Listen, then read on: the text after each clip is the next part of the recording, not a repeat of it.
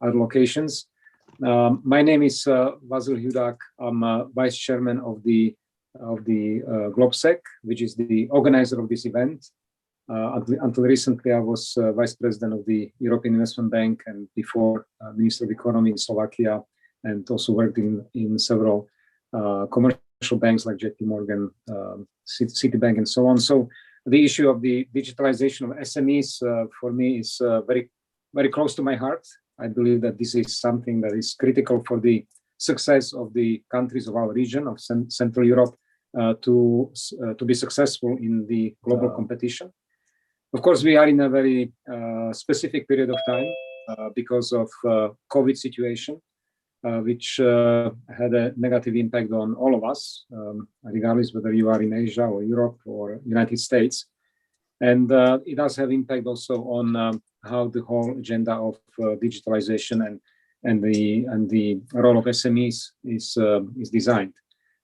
So what we have been doing under the GLOBSEC agenda was to develop a set of discussions which are primarily focusing on the issue of recovery and resilience plans. This is a great opportunity for Central Europe to get support, financial support for the innovation and adaptation of the economy to the new realities. We started in Slovakia, focusing on different issues, including digitalization, including support for innovation, the transformation of auto industry, and other sectoral issues.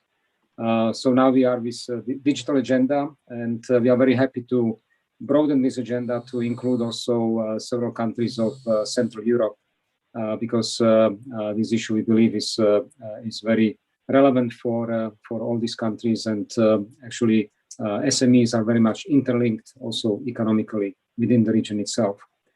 It's very important also that under this recovery and resilience plans, there are two critical elements. One is a set of structural reforms which have to be designed by the government and which are supposed to modernize their economies, basically driven by two strategic aspects. One is green economy, and the other one is digital economy. So the green and digital in this context are kind of combining and leading towards a more competitive economy. Also, it is very important to mention that as a result and impact of coronavirus and COVID situation, obviously SMEs have been suffering. There was recently an analysis or publication prepared by European Investment Bank. It's an annual report on the investment climate, which is based on analyzing or talking to more than 20,000 SMEs in Europe. And one worrying signal was that only 20% of the SMEs who were interviewed plan to make investments this year in 2021. So it already shows that there is a heavy impact on the balance sheets of small medium enterprises, and that they will need some time to recover from this very difficult period of time. Digitalization obviously is a critical issue. I think we still are struggling in our region of Central Europe with a way how to support R&D, but especially how to transform and transfer results of R&D into commercialization. This is something where all countries of this region have a lot of problem. We have also problems how to support R&D by education, which would support innovation. And of course, and I think COVID situation made it even more obvious, is the issue of access to finance and the digitalization of financial services. This became very obvious also because of the tremendous growth of digital economy, whether we are talking about digital payments or about Zoom, I mean, what we're using now, and different communication channels, but also channels of delivery of food and other kind of means of daily life. So all these issues are coming together. So it's quite a challenging time, but I think also a great opportunity to discuss new approaches look for new solutions. So I'm very happy that we have now representatives of public sector, from the governments, people who are actually driving this digitalization agenda for the respective countries. We also representatives from private sector who are to implement and to design this digitalization agenda and make it real for the SMEs. And we have also wonderful friends from Singapore and other countries who have, I think, excellent experience of how to do it and how to promote digitalization agenda within their regions. So thank you so much for joining us. Really very happy and grateful to you for joining us. And I would like to give the word now to Zuzana Tisoň, who actually has been putting all this together and is the brain and hands and work behind this event. So Zuzana will moderate the whole event, and I believe we will have a good discussion. Thank you again. Thank you very much, Vasily, for your introduction. And good afternoon, everyone. Welcome to our webinar today. First of all, I have to say it's a great pleasure to have so many bright minds in one room, although a virtual one these days.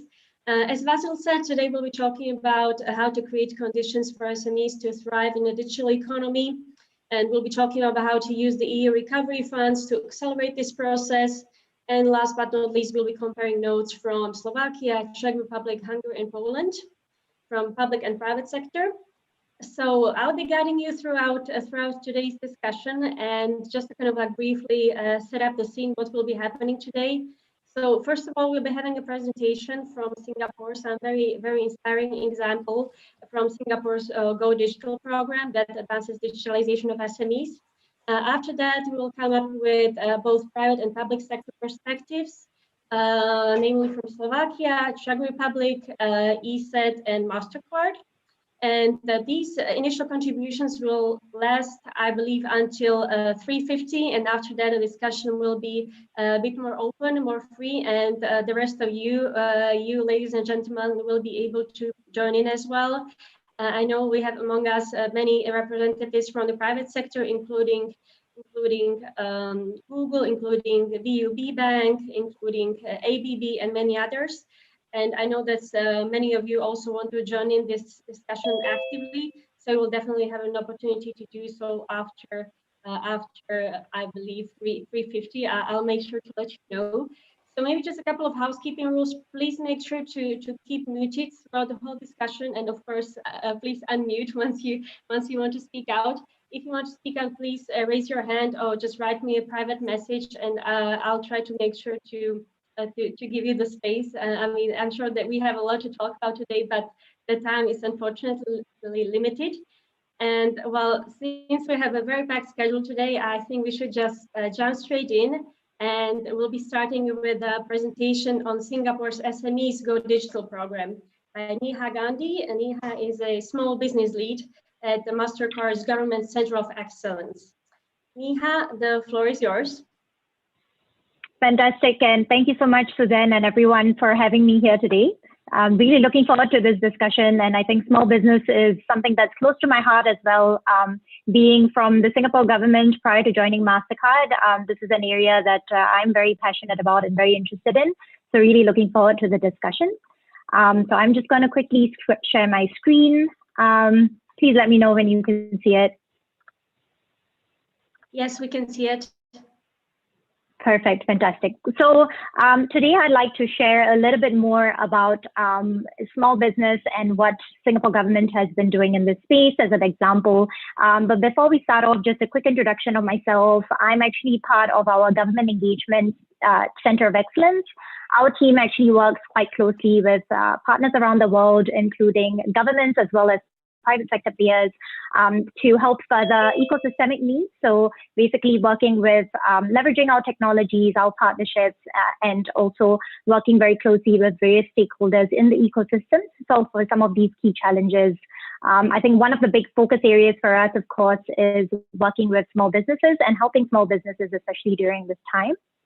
So needless to say, I think small business is an area that is very, very important to all economies. and the European economy, no doubt, of course. It makes up a large proportion of, in fact, almost all of our businesses, 99% of all businesses in Europe. And it's one of the largest employers as well in terms of employing more than half of the workforce. And so, of course, this segment is actually very important for us. And needless to say, I think digitization would be an important area for them to focus on. Now, when we talk about small business or more broadly SMEs, we do recognize that they are a very diverse group, varying in terms of size, in terms of their turnovers, as well as in terms of industries. But what we also realize is that they do have some common sets of needs and fundamental areas when it comes to digitization. And these can be summarized into a few key areas. I think earlier we talked about the like of technology like Zoom. So that's fundamentally workforce-related solutions that we need. There's, of course, accounting-related solutions that every business needs, being able to market and promote yourself in a digital manner, being able to manage people, which make up a large part of your business, transactions, which of course includes payments, but also just more broadly looking at how you interact and trade with your customers. And so these are some of the fundamental areas when it comes to digitization that cut across all businesses. That said, I think when it comes to digitization, of course, there are many sort of sector-specific, industry-specific needs as well, and some of which I've highlighted here today. But more importantly, what is key for us to discuss is the needs of small businesses when it comes to digitization. Now, there are a couple of macro trends that have been impacting the way in which small businesses operate. I think consumer preferences have been shifting, and there has been a greater shift towards digitization. But all of this has been tremendously accelerated in view of COVID. So, of course, there's a pressing need for SMEs to continue to digitize because I think some of these impacts are here to stay and some of the trends are here to stay as well for the longer run. And we've seen this through our data as well. The other big important piece is actually looking at SMEs as fundamentally being constrained in terms of resources. So they do have very tight resources, but they do realize that there is a need to make this change. So exactly what are the areas where SMEs need support when it comes to digitization? There are a couple of areas, but first and foremost, I think we recognize that there are a lot of solutions out there and a lot of programs out there that are targeted at helping SMEs to bridge that gap. The challenge with that is that there's just so much information that SMEs often tend to struggle in terms of finding where that right touch point might be. And they're often overwhelmed with all of this information and tools and solutions out there. So there's a need to guide them through from education to identifying and distilling what might be relevant for their business, and then identifying the right solutions for them. And lastly, getting some kind of financial support to be able to defray a large part of that cost. As we were talking just now, a lot of SMEs struggle to dedicate investments towards digitization as well. And digitization is indeed an important piece that requires some effort and some resources from the SMEs as well. So these are fundamentally the important areas to digitize. Now, coming to the example of Singapore, and why we touch on Singapore is because I think this is a program that has done quite well in terms of the way in which they've structured the approach, and specifically looking at targeting the challenges and needs that I just highlighted. So in 2017, the Singapore government actually announced this program. It's called SMEs Go Digital. The program actually aims to bring together a suite of solutions that the government as well as the private sector are offering to support SMEs in a very consolidated way and in a one-stop platform that SMEs can very easily access.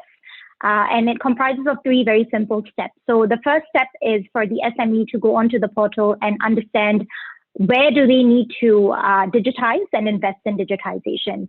Now, in this area, the Singapore government has actually identified a couple of industry-specific digital solutions.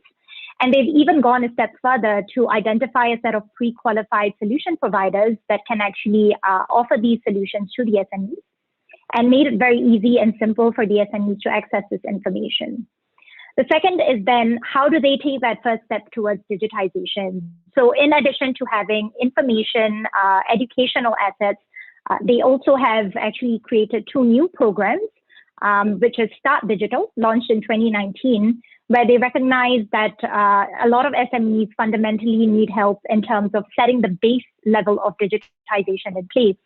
So what they did was they partnered with telcos as well as banks, which tend to be the major touch points for any SME that is registering themselves, and also usually a touch point that any SME would have in terms of their digitization journey. And they rolled out a set of pre-qualified solutions to these partners and made them available to SMEs. Of course, at the back of that, the government is actually also providing grant funding to offset and defray some of the costs for SMEs to adopt these solutions. So it makes it a lot easier for the SMEs as well.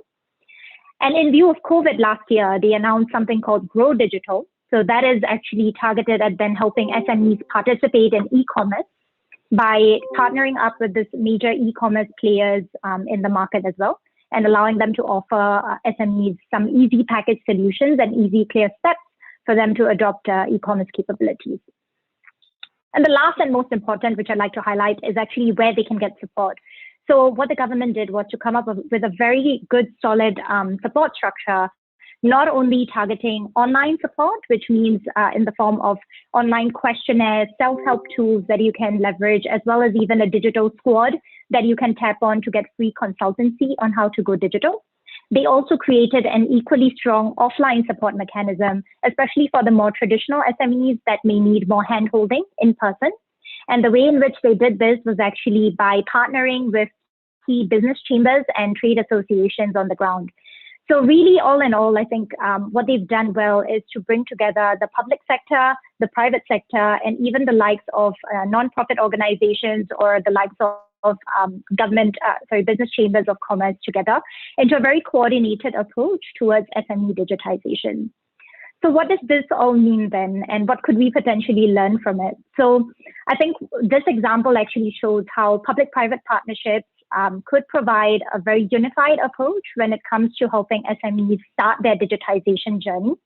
It not only helps the SMEs to make things very easy and simple and intuitive, but at the same time, an approach like that could potentially lend a lot of transparency, a lot of efficiency in the way in which we deliver digitization programs to SMEs.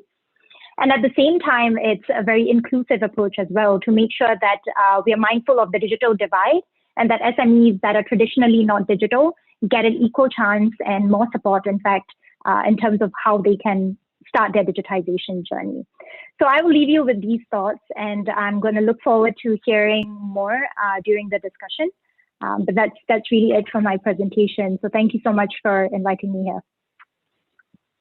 Thank you very much, Nina, for this inspiring presentation. I'm sure we in Central Europe have a lot to learn from Singapore, and might take these lessons learned as something we might hopefully implement in the future here in the region as well. Now I would like to give the floor to Payal Dalal, who's the Senior Vice President of Social Impact International Markets at MasterCard Center for Inclusive Growth. And Payal will be talking about her insights from programs MasterCard ran in 2020 to advance digitalization of SMEs. So we're really looking forward to what you guys learned very hands-on. Super, thank you so much, and thank you for hosting this wonderful event and such an important event and such an important topic. So, you know, we're here to talk about the digitization of micro and small businesses. And what I would add, which I think echoes a lot of the comments that Neha made, is that we have to make sure that that digitization is inclusive. So I just, as a little bit of background, I sit within an entity called the MasterCard Center for Inclusive Growth. We're the philanthropic hub of MasterCard. And what we're really trying to do is to make sure that the digital economy works for everyone everywhere. We have a very large focus around the world on helping micro and small businesses, and we run programs directly with entrepreneurs themselves, but also with institutions like financial service providers. And so what I wanted to do in just a few minutes is to share some of the insights of the programs, the philanthropic programs that we ran in 2020, which really intended to help micro and small businesses survive, to bolster their resilience. And of course, we always use a digital first approach. In January this year, I spent a lot of time looking at the data from our programs and really trying to analyze what we could learn from what the data showed, especially data around our measurement and our impact. So what outputs we were seeing, what outcomes we were seeing. And really, I came away with 4 takeaways that I thought I would share because I think they're incredibly relevant as you all are thinking about how to drive inclusive digitization of micro and small business in Central and Eastern Europe. So the first one is that I think when we talk about micro and small businesses, we've always been oriented around growth. How do we help micro and small businesses grow? The truth is that the pandemic has really showed how tenuous micro and small businesses are and that they really lack financial resilience. So one of the takeaways that I'd like to share is that we have to actually move from a growth mindset to a resilient mindset. If you look at the data, even before the pandemic, individuals and small businesses had really little savings to fall back on, which meant that financial resilience was always low. And I think it's been exacerbated by the pandemic. And so what this means for my work on the philanthropic end is that instead of constantly designing programs to ensure micro and small businesses grow, and of course we want that, we first have to think about how we bolster their resilience. So they first have to survive before they can thrive. And I think really the parallel here is the global debate around the transition from financial inclusion to financial resilience. And we have to think about what financial resilience means in this digital economy. So how do we equip micro and small businesses with digital behaviors that are and digital tools that are going to help them weather the recovery period ahead of us? So I could just give you a quick example of this to bring this to light.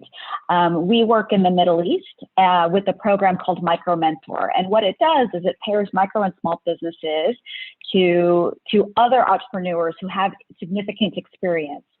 And during the pandemic, Micro Mentor quickly shifted gears to certify a cohort of mentors who were qualified and could really help micro and small businesses adapt their business operations to account for the challenging new business environment. And at the same time, they automated the way that businesses could virtually raise their hand asking for help. And so what it did was try to create connections very quickly between those who have experience in pivoting businesses and those who really need help with pivoting businesses in the new digital world. So that's one example. The second thing that we're doing just around the resilience agenda, which I would just share, is in Latin America. And we're working with Common Sense Lab to actually embed behavioral science approaches to digital platforms to build the financial resilience of users. So basically, we're working with digital platforms like Mercado Libre. There are millions of gig entrepreneurs, gig workers, and with behavioral science techniques, we're trying to incentivize these entrepreneurs and individuals to save when they're making sales. So a real-time kind of rule of thumb nudge to try to incentivize that resilience. So just a couple of examples to bring to life what we're trying to do to shift from that growth mindset to that resilient mindset, because I just don't think we've fully begun to see the full impact of the pandemic on economies yet. And so we have to reorient how we think. So that's takeaway number one. Number two is that, yes, it's absolutely important to work with the micro and small businesses themselves, but it's also really important to work with the entrepreneurial support ecosystem, right? We can't forget that micro and small businesses are one component, and their success is determinant not only on their own operations, but on the enabling environment. And so we have to think about how these entrepreneurial support organizations actually embrace the digital agenda and really integrate digital and technology tools into their operations. Now, I'd say upon reflection of my grantee portfolio that by and large, my grantees and my partners were able to pivot their services and their offerings to digital approaches. But in some cases, it was the first time they ever were faced with that. And so, a lot of what we did was to help build the capacity of micro and small businesses, build the capacity of institutions that were serving micro and small businesses to integrate digital. So a good example of this is we worked with Acción, which is a network of microfinance institutions around the world. And we worked with a various number of microfinance institutions to actually incubate technology. So in Nigeria, we incubated a digital unit within the bank that not only allowed it to serve more micro and small businesses, but actually connected their client micro and small businesses to e-commerce. In Bolivia, we actually helped fund an internal innovation hub so that it could think about what digital offers and services they should be offering to their clients. So a couple of examples of how we were trying to build out the ecosystem. But I think as funders, as governments, we have to think not only about the micro and small business, but about the other institutions that provide those wraparound services and those financial services. So that's our second takeaway, is we have to think about the entrepreneurial support organizations. The third is around gender. So I'd say that a lot of our programs were gender neutral. And then the data showed that actually that led for subpar outcomes for women. So if we want to truly make digitization inclusive, we have to be gender intentional. And look, the honest truth is from the data we've seen in our own programs that women adopt technology differently than male, and they have different incentives. And of course, women entrepreneurs are not a monolith either. So there's a lot of nuance and context. But as we're thinking about digitization programs, I would very strongly encourage everyone to think about what that gender lens is, and thinking about the challenges and the challenges that the women entrepreneurs are facing, or why they might not embrace digital so quickly. As we've seen in other markets, it could be access to devices, it could be digital literacy, it could be a number of tools. But to add that gender lens, I think is going to be incredibly important to ensure digitization is inclusive. And then the final point I'll just make is that incentivizing digitization and really driving digitization of micro and small businesses is not just a digital skills issue. So I think oftentimes we always simplify to say, if we just give financial literacy and if we just give digital literacy, we will ensure and encourage the digitization of micro and small businesses. What we have to recognize that there are real behavior issues here. And so when we're thinking about impacting change, we have to think about how we can incentivize behavior change, how we can change habits. And that takes a really long time. And so by thinking of it simply as a skills and an information problem, I think oversimplifies it. So what that means is we have to think about approaches that are going to incentivize behavior change in a really holistic way in the context of the fact that digitization could be really new. So just 4 takeaways from our programmatic work. I'm happy to go into those more deeply during the subsequent conversation, but thank you for the opportunity to share and look forward to the rest of the conversation. Thank you very much, Payal, for these examples. You mentioned the importance of creating the enabling environment for the digitization of SMEs to happen, which is the right time to invite our guests from the public sector from Slovakia, Radoslav Repa, who is the Director General of the Digital Agenda Department at the Ministry of Informatization, Regional Development and Investments of the Slovak Republic. And Radoslav will provide some insights into how they at the ministry are trying to create this enabling environment also through the upcoming recovery funds. Thank you, Susanna, for passing over the floor and for having me here. I'm glad to be part of this quite inspirative discussion on the digitization of SMEs and digitization of economy. As Vasil Hudak in the beginning introduced and said, it's very hard to speak after him, but I think that he fully understood the topic and let's say hit the nail to the very center of material. So let me kindly jump and dive into the business directly. We live in the center of a big paradigm, and this is the paradigm of coronavirus. The Recovery and Resilience Facility, which was already introduced, may represent for Slovakia a unique opportunity for, and not only for Slovakia, but for all European countries to take use of the crisis caused by this coronavirus, so we can all benefit from this unprecedented situation. While the situation has been really challenging for more than a year now, I'm happy to see that the European Union brings the solutions and suggestions that would make our economy stronger. A key element of our recovery resilience plan calls for the so-called twin transition. So on one side, digital, and on the other hand, green transition. It is now obvious that if we grasp full potential of the digital transformation and implement sustainable and ecological principles, we have to make sure that the European Union stays competitive compared to the rest of the world. The Slovak National Recovery Plan has been published just this week, so it's very fresh. in order to gather comments and inputs from government, from private stakeholders, from public.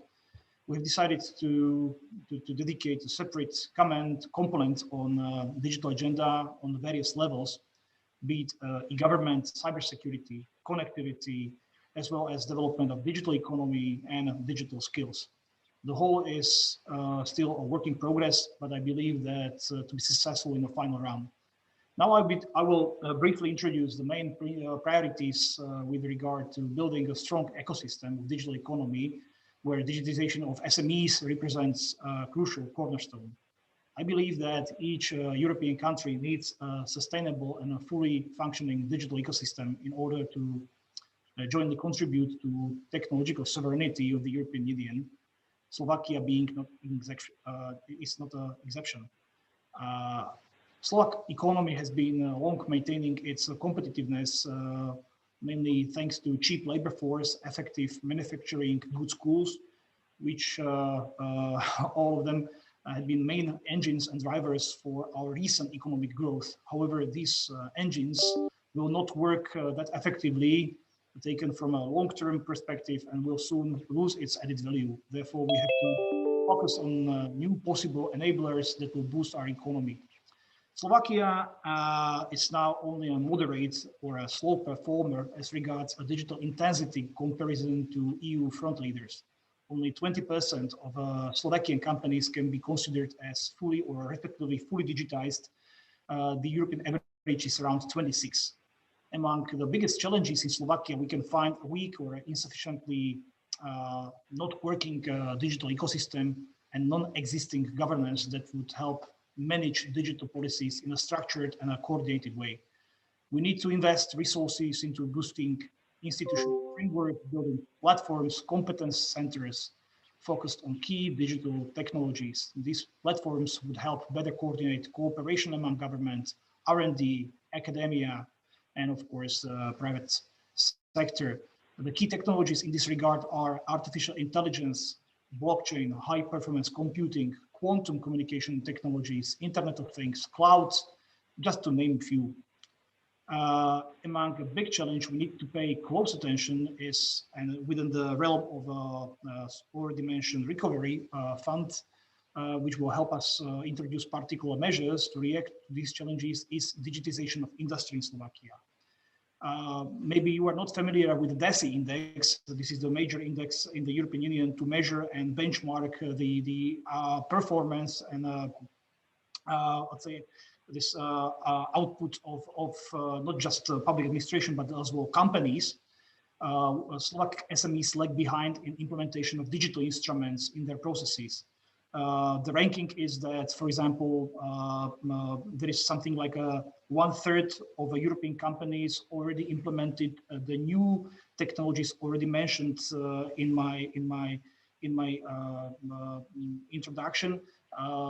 Slovakia is a poor performer here. However, we are quite happy to see the light at the end of the tunnel, as we have already adopted several public policies, boosting and of course stimulating the let's say appetite of the companies to go for the projects, for the initiatives, and so on. We'll see the results in the next years to come. But however, we need to improve this position significantly and invest more in tools which would bring the key digital instruments closer to SMEs. A key element here is, for example, newly established European digital innovation hubs. These hubs will provide services to SMEs in order to help them to test, later implement digital technologies in their internal processes, in manufacturing, as well in providing services. They will also help in networking, gaining new instruments, investments, as well as boosting digital advanced skills for workers. These innovation hubs will help the companies to build capacities and deploy new digital technologies. Among other potential or quite promising instruments, we are now trying to introduce is, for example, matching grants. Public institutions or companies will be able to receive the grants complementary to those already received in the framework of the EU centrally managed programs. We believe that leveraging the European sources will enhance the attractiveness and the effort of the Slovak subjects to apply for grants from these programs. So then, for example, vouchers to support innovation of SMEs. The planned grant scheme is aimed at intensifying cooperation of Slovak enterprises with the rest of the other subjects and applicants from the innovative ecosystem, and to improve the transfer of know-how and technologies into practice in the form of innovations. The main recipients should be Slovak SMEs. So it's targeted for the internal auditorium. Applicants will receive vouchers, which they will be able to use for research and innovation services by selected providers. We count on 3 vouchers schemes, like innovation vouchers, digital vouchers, and so-called patent vouchers to boost and improve intellectual property. Then we would like to introduce a completely brand new investment scheme into the businesses with significant technological and innovation potential. The aim is of this project is the implementation of financial resources to businesses that will bring significant technological and innovative solutions to the market while declaring growth potential in the long term. Second option is, for example, a loan intervention, specifically a green or digital loan for SMEs. Green loan will be used to decreasing the environmental burden of SMEs concerning their processes, technologies, operational costs, investment costs, and similar things. Digital loans, on the other hand, will be used to enhance digitization of SMEs, already mentioned processes, technologies, and so on and so forth. Let me kindly remind that this little disclaimer I will make is only within the remit of ministry I'm represent, which is the Ministry of IT and Ministry of Investments. The other schemes are or will be introduced by different ministries. So altogether, we will create that already mentioned unique ecosystem of digitization. Let me also pay attention to the yesterday's Commission's digital strategy. European Commission yesterday evening published so-called Digital Compass by 2030, also aiming at industries and notably on SMEs within the industries. European Commission wants SMEs to see almost fully digitized, 90% of intensive digitization by 2030. And that's, for example, 75% of European enterprises should have taken up cloud services, big data, and artificial intelligence on the level of, on a very high level. So I believe that the strategy of the European Union will be successful. We will subscribe towards the strategy and will make utmost of the possibilities which we can do in Slovakia. And thank you very much for sharing your knowledge, your know-how, best use cases we can follow. And I believe that it's for the benefit of us all. Thank you for this opportunity. Thank you very much, Mr. Repa. For the Slovak perspective, and we would also, I would like to invite Mr. Marian Piecha to hear the Czech perspective. Marian is the Director General at the Ministry of Industry and Trade of the Czech Republic. So we would really appreciate to hear your views, how you're preparing the recurrent plans to support the digitization of SMEs. Hello to you all. Thanks for a wonderful discussion. Actually, Radoslav mentioned the EU strategy, and I will continue maybe with that. I think most challenging for Slovakia and for the Czech Republic is to work with the manufacturing SMEs. I will go maybe further to service SMEs, but my experience in manufacturing, support of manufacturing SMEs 10-15 years ago from structural funds, it's money coming from the European Commission to support our competitiveness. We started with automatization in SMEs in Czech Republic. 5 years ago, we have started with technologies 4.0, We presented it as a revolution. We created a very good program to support technologies for 4.0 in our SMEs. But the experience I would like to share with you today is that actually subsidies in this case are quite good because they are motivated. They are motivating the SMEs to they probably think that they will get something for free.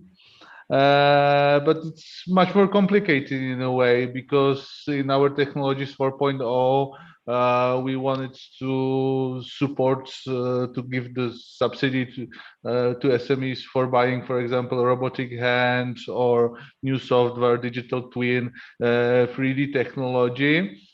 And in this case, it was fine. But then we realized that we need to do something more. We need to come up with the whole strategy for digital transformation plan in SMEs. They shouldn't just buy one particular thing they think it's useful for them. But first of all, they need to come up with a plan how to transform their company using the new technologies, new digital technologies. So we have put much more effort to advisory services to create these digital transformation plans for our SMEs. And according to those plans, we allow them to buy equipment subsidized from our structural funds.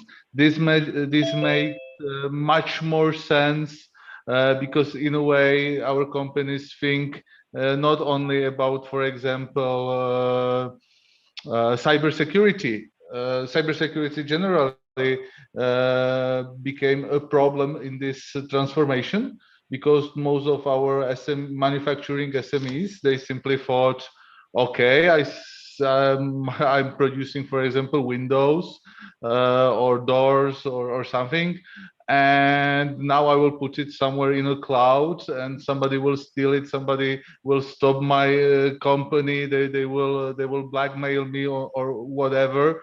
So using the technology 4.0, a lot of SMEs was afraid of digitalization, because they know how their factory works right now without the digitalization, and they were just very scared that someone from different continent can somehow intervene with their processes. That was another key element in a digital transformation plan, that we put all the things together. This is what I wanted to say about manufacturing SMEs. Then I would like to say a few words about technology startups.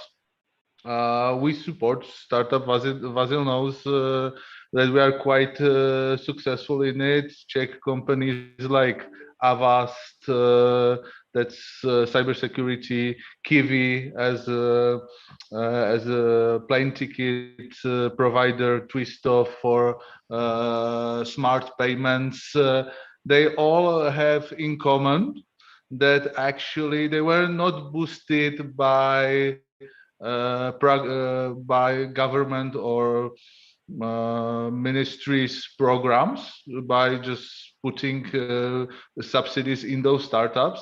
They were created and run by the ideas and excellent people working in those companies.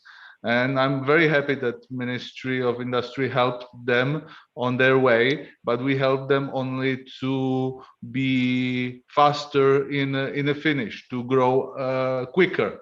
But I don't think so. There is a possibility of the government to actually create the idea or motivate the great minds of the young entrepreneurs to come up with the idea. The idea always needs to be first, and what's happening in Czech Republic is great, that sharing of those great ideas actually creates more more great companies, and with the state aid, we are just making them grow a little bit faster than they would normally. And that I think this is a right concept.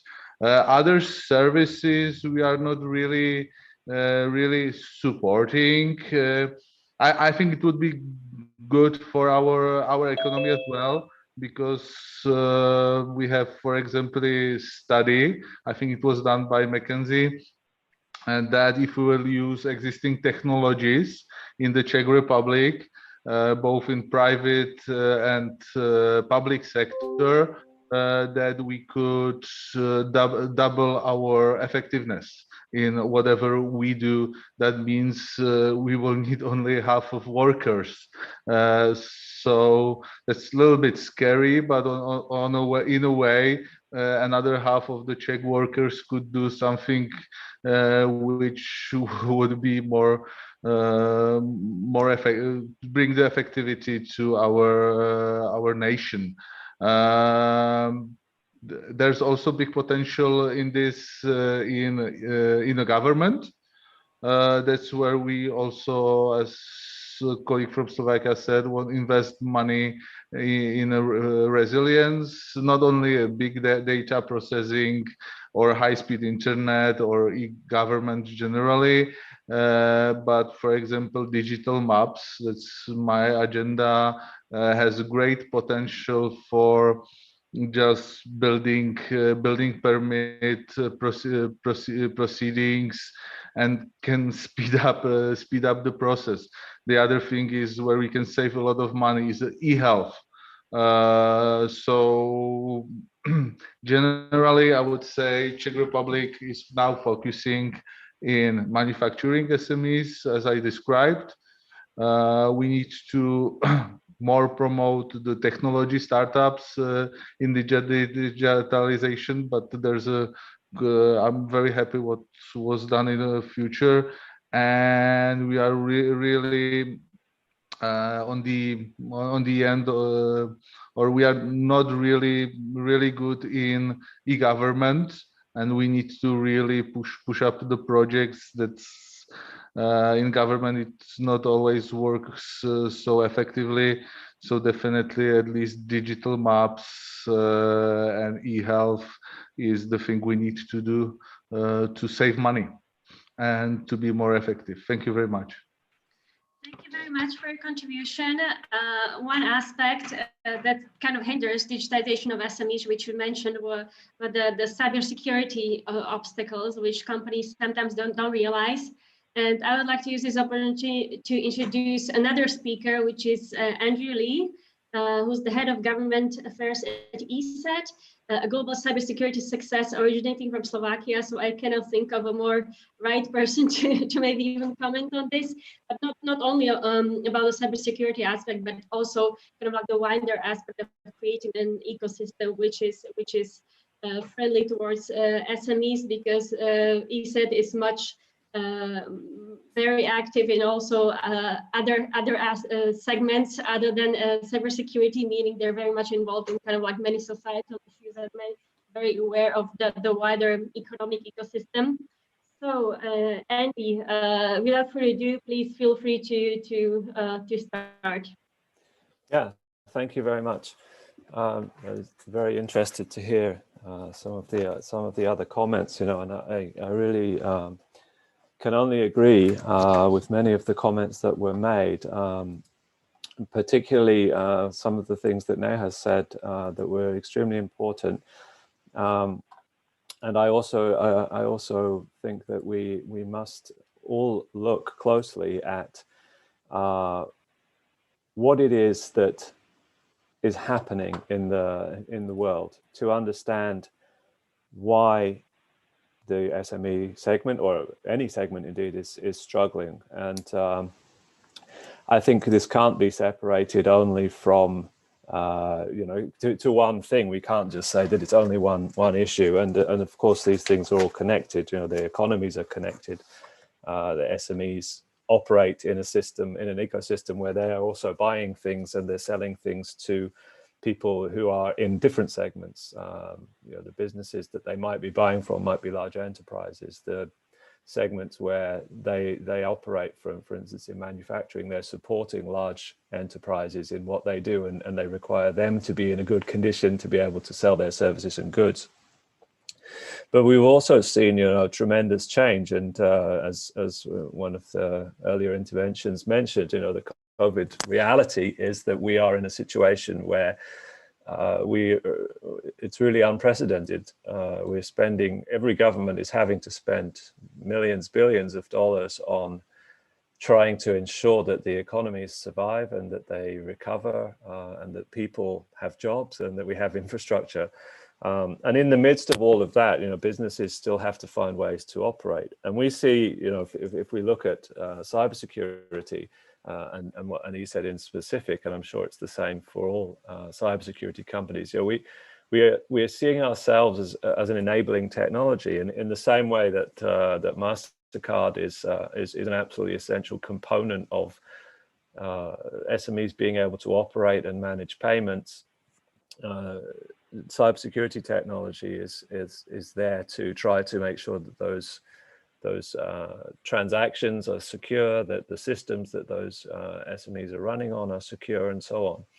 And we have seen a huge change where, although we had many people who were kind of working in, let's say, the gig economy that's already been mentioned, and they were working from home or working from remote locations, we've really seen it become an absolute mainstream.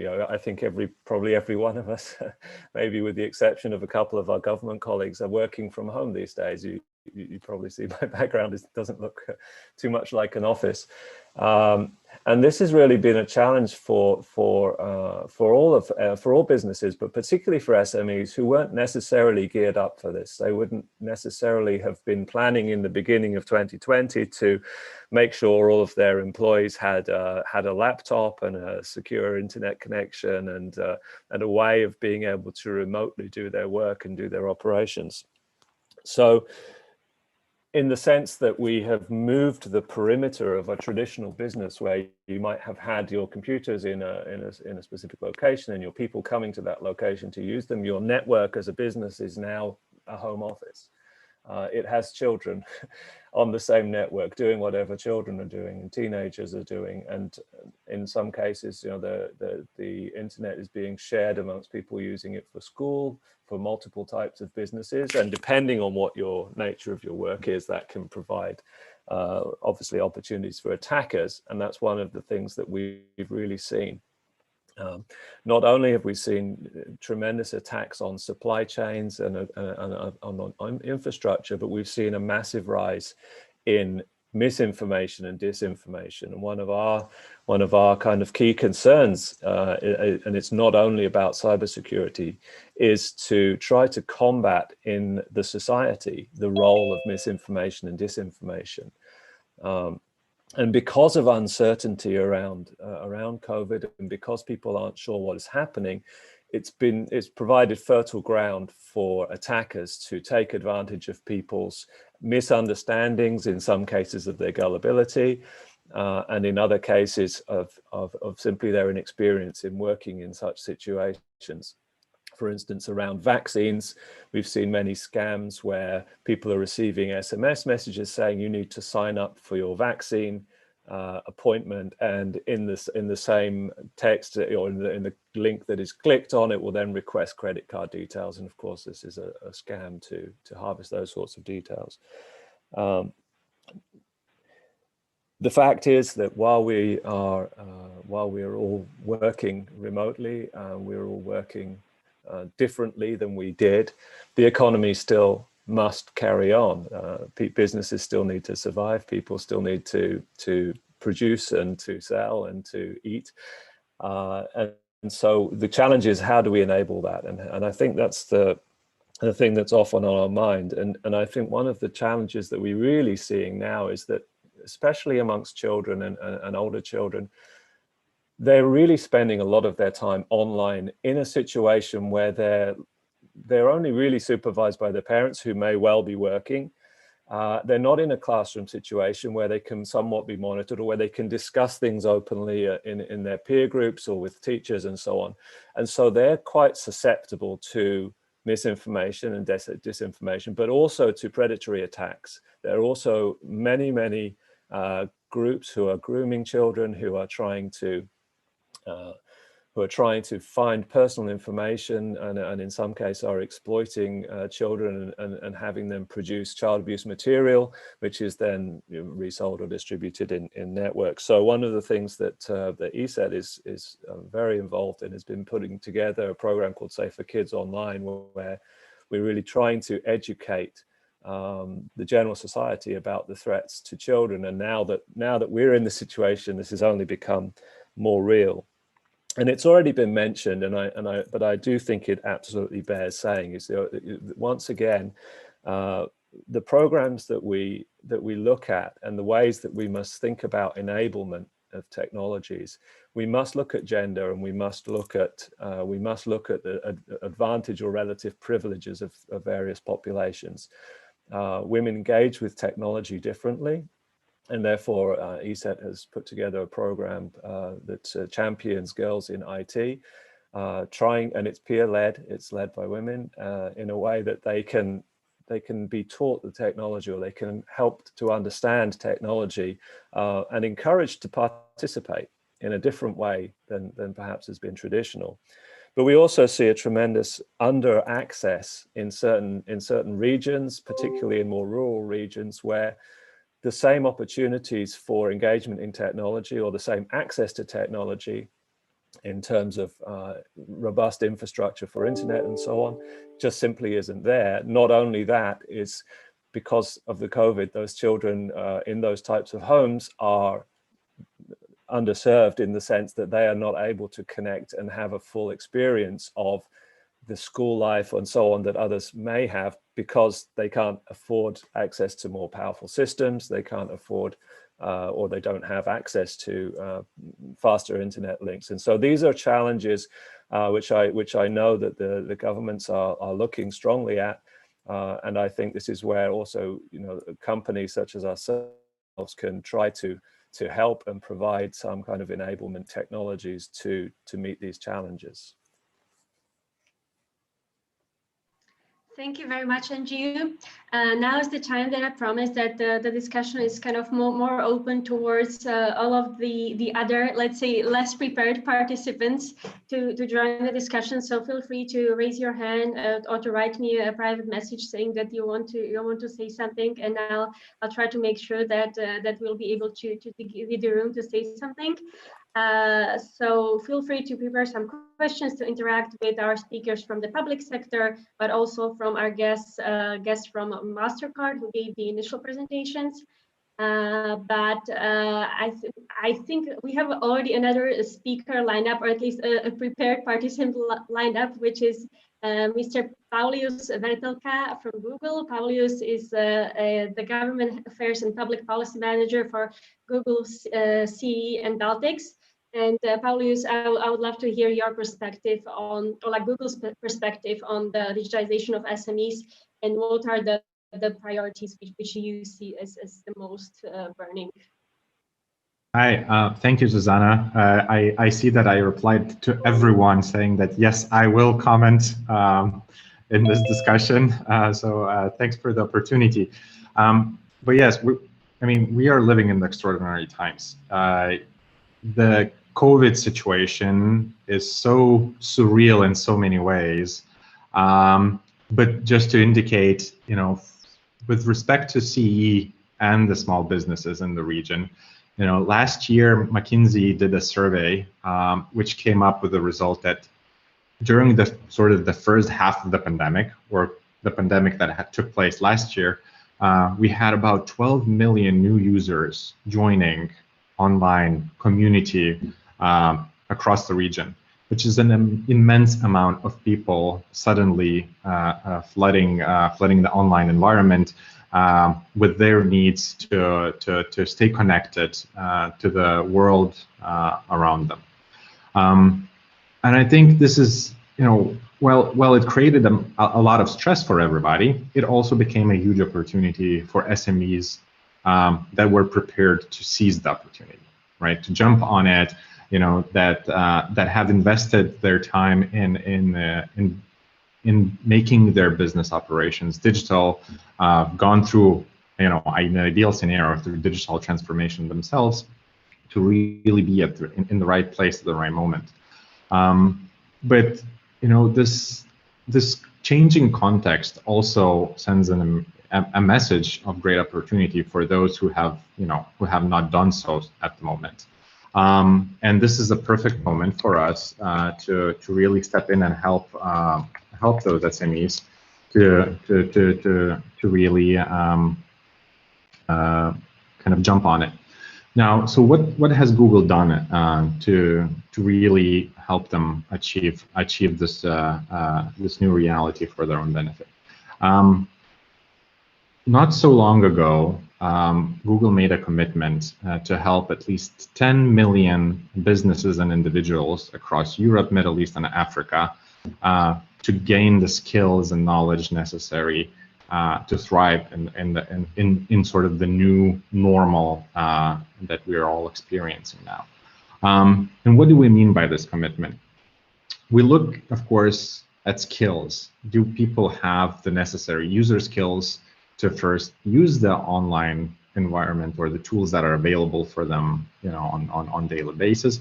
But also we look at the skills necessary for people to succeed in the jobs market.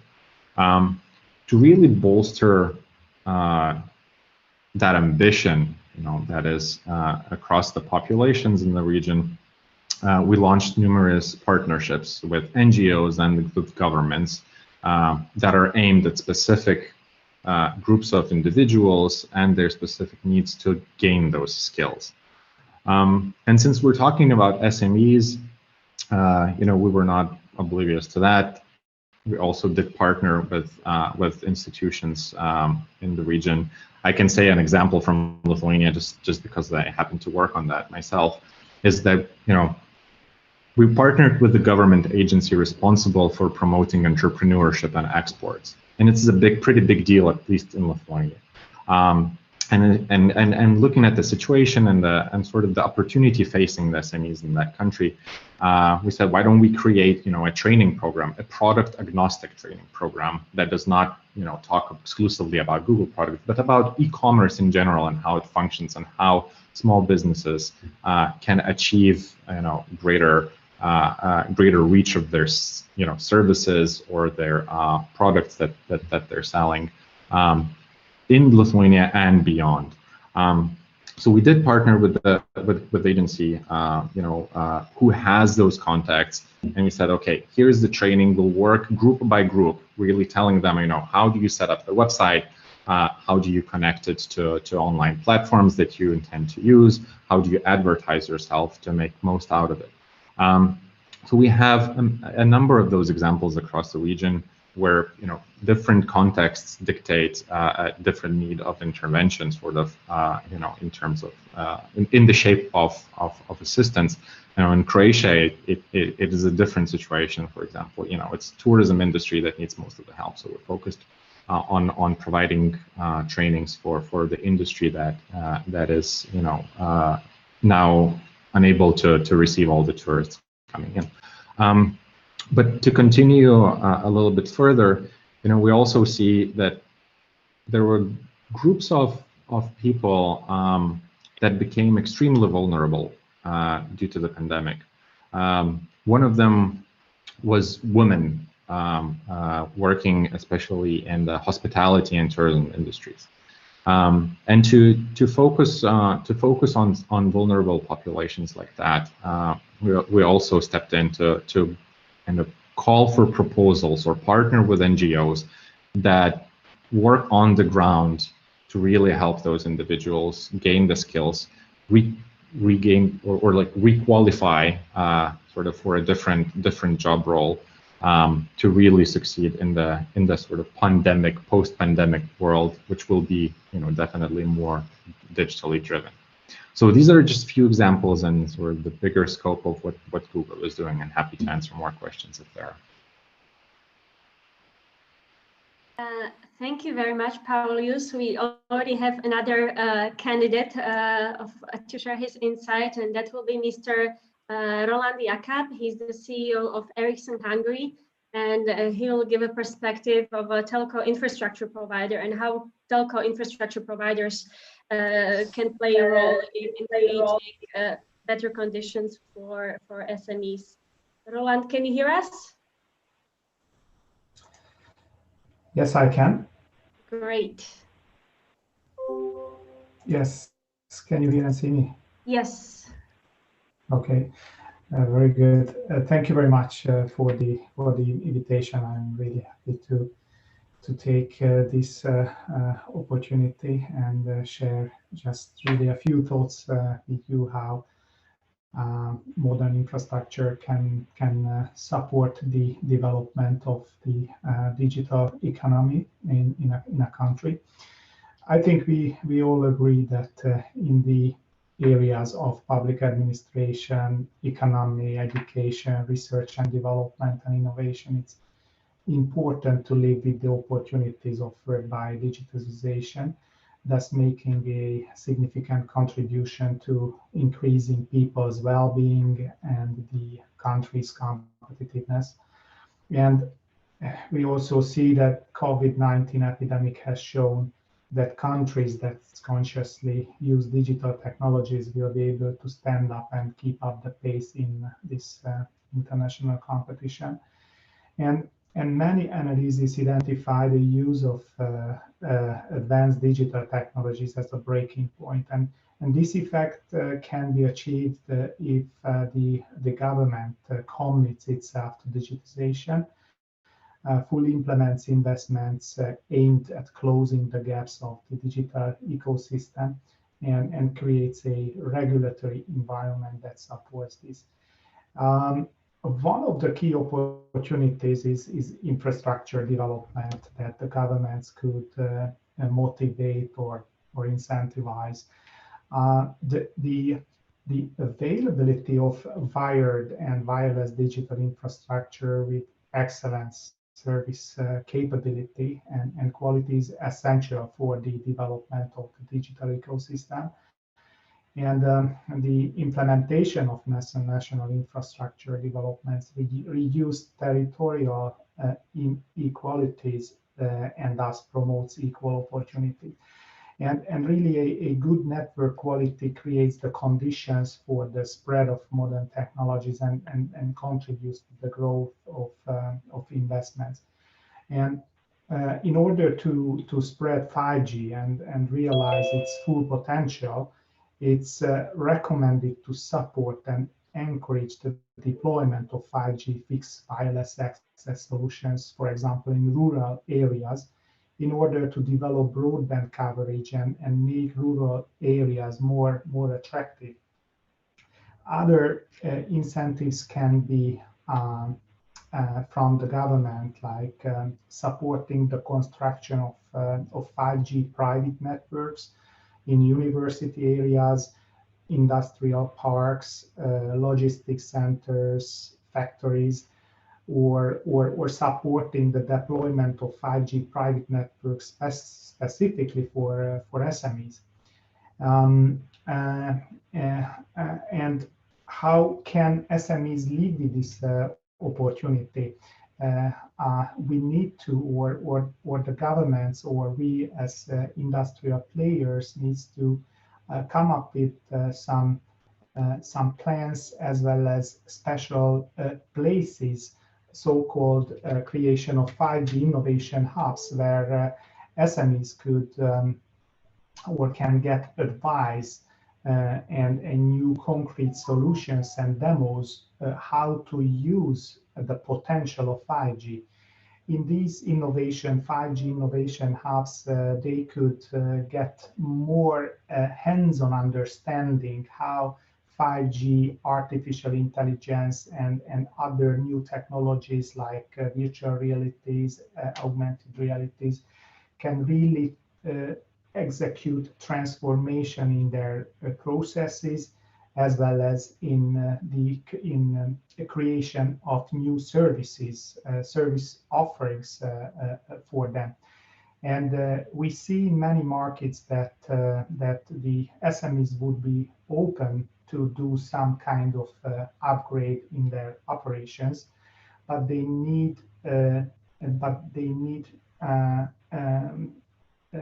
they are in need to really understand the key capabilities of these networks, and we need to show them concrete use cases. How should they really leverage on these new technologies? So important. I'd like to just highlight the importance of concrete 5G use cases and the creation of incubator houses, innovation hubs and centers, and SMEs can get direct help and support from professionals who could audit their current processes and proactively give them advices how to develop their operations, and thus giving the opportunity to come up with new services out in the market. And of course, important for them also to give incentives, vouchers that they could use for the exact upgrade in their operations. Thank you very much. This is what I wanted to add to the discussion. Thank you very much, and thank you so much for highlighting the potential of 5G to further digitalization in Central Europe. I think I read it quite recently in a McKinsey report about the potential of 5G to really accelerate digitalization in the region. I mean, we do have a pretty good 4G coverage, but it seems like we'll be lagging slightly behind when it comes to 5G. So let's hope that it won't be as bad, and we can really capitalize on the potential of 5G to drive the economic growth, and it can also help SMEs come up with new and innovative solutions. The next question would be headed towards VUB Bank. Mr. Dušan Strnec, if available. I know there are several people from VUB joining us today. Mr. Strnec, are you here? Hello. Yes, So yes, I would hello. like to. Hi. I would like to ask you your perspective on the priorities when it comes to digitization of SMEs, and what would be the priorities from your perspective? Yes, what is really visible that the trend of high digital penetration in private life is also changing the digital expectation of SME clients. It seems to be that anytime and anywhere interaction and transaction will play a really significant role also in the future bank selection.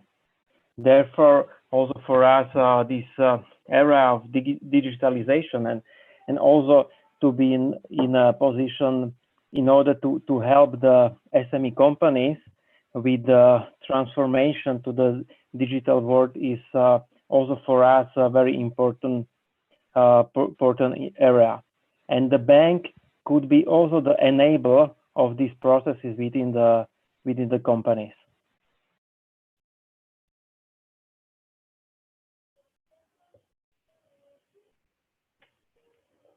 Sorry, it seems like I was muted. Anyways, I think we have Pavel Nik with us from ABB. Pavel, are you with us? Yes, I am. Perfect. And I was wondering, Pavel is the CEO of country manager of ABB and managing director for robotization, I believe, for CEE. And so they're real pioneers when it comes to robotization and automation in the region. And I would love to hear your perspective on the digitization of SMEs, and what are you seeing as the challenges? I have a little bit different perspective, because I think that the digitalization of SME is not a problem. I think the problem is in the interaction. I think they are faster than the multinational corporations. I think they are much faster than the government agencies and even some of the banks, right? So what I've seen, and it was actually accelerated during the COVID times, that they jump on and adopted the new technologies much quickly than anyone else because they are small and agile, right? So I don't think that's really a problem, but I think where is the problem and what is slowing down is the interaction with the outside world.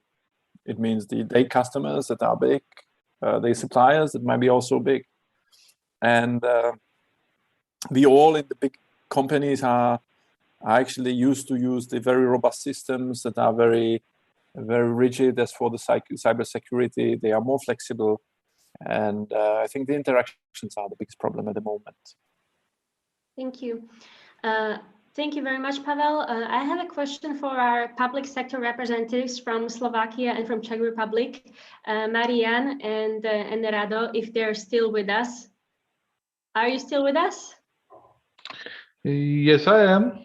Perfect. So I have a question. I mean, we've seen a really inspiring example from Singapore, kind of like Singapore created this one-stop shop allowing for digitization of SMEs.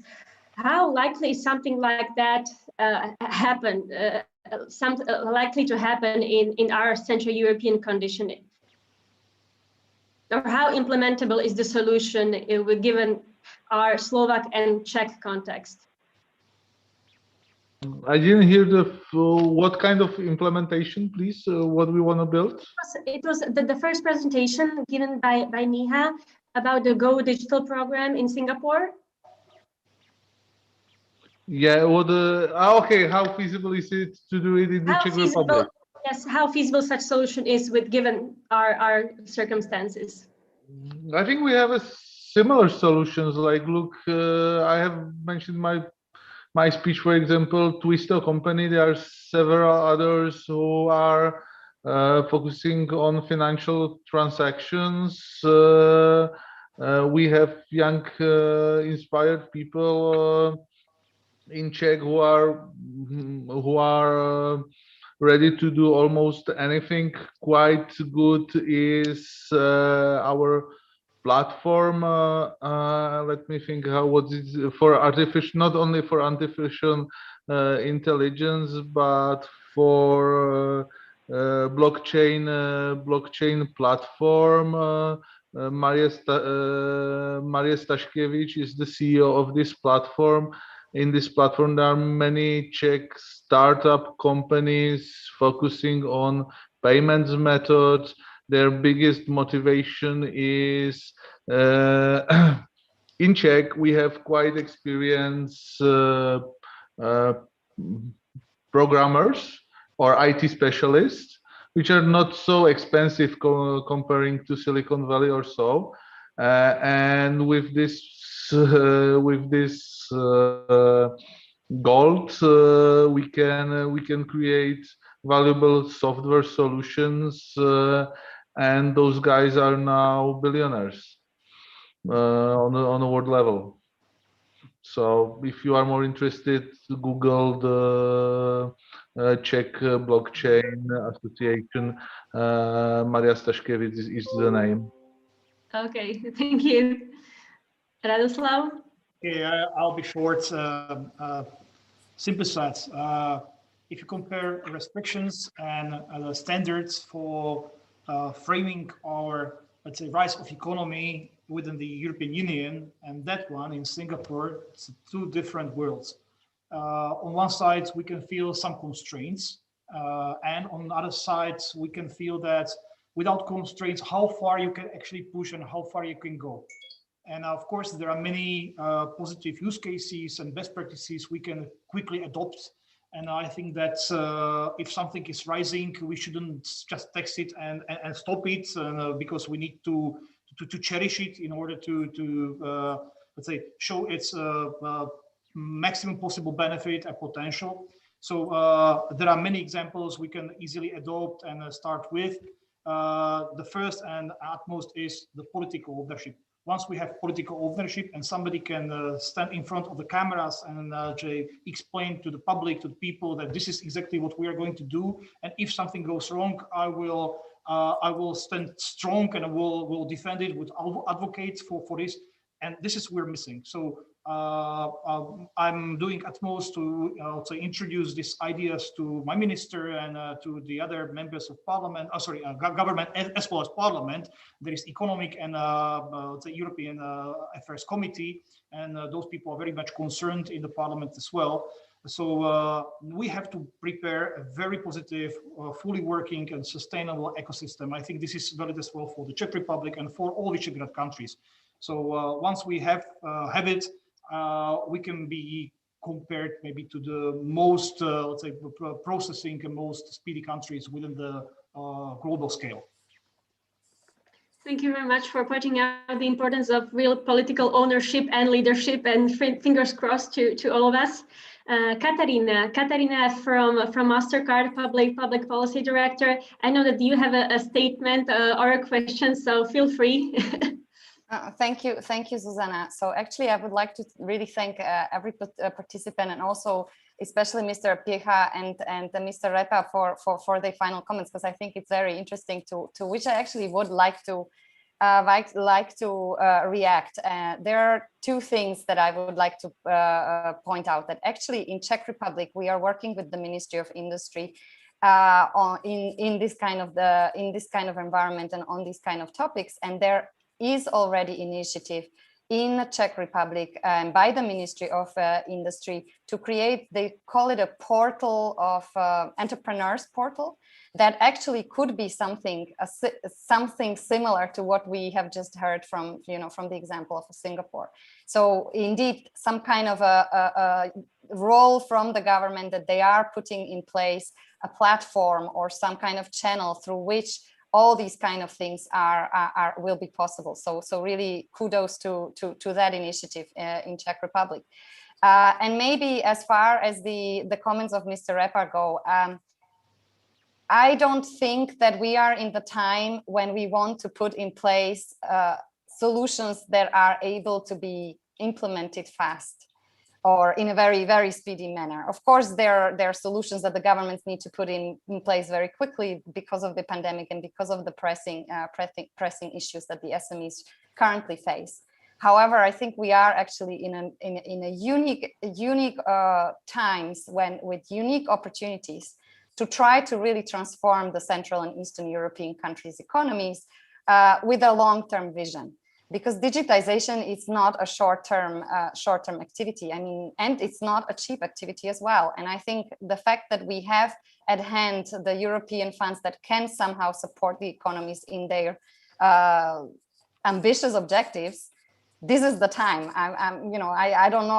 I'm not, of course, in politics, but I don't know when we had a better time to do bold things than now. So I really hope that we will be able to get the strong political leaderships and see actually this, that maybe it is worth it in trying to invest into something bolder and more encompassing and longer term that is here to stay and support the real transformation of the economy, be it SMEs, be it the government services, be it actually whatever. Thank you very much, Katarina, for your view. I think we'll be wrapping up shortly. We've had a lot of food for thought, and thank you very much for your truly insightful contribution. GLOBSEC will be producing a policy paper and an output from this webinar, so it will not get lost. I just want to repeat what several of you said, is that SMEs were clearly hit very hard by COVID, and the digitalization of SMEs is really crucial for their survival and for the further economic growth of the whole region. And we're all sincerely hoping that the new recovery plan and other EU funding that's in the pipeline will play a role in also advancing SMEs and creating a truly inclusive environment for all players to join the economic efforts. Without further ado, I think that will be pretty much it. Thank you very much again for your participation and for your contribution. It was very inspiring, and we will be sending you more invites to a similar discussion like this at the end of April, where we'll be focusing more on the implementation side of the EU recovery plan. So thanks again, and have a good rest of the day.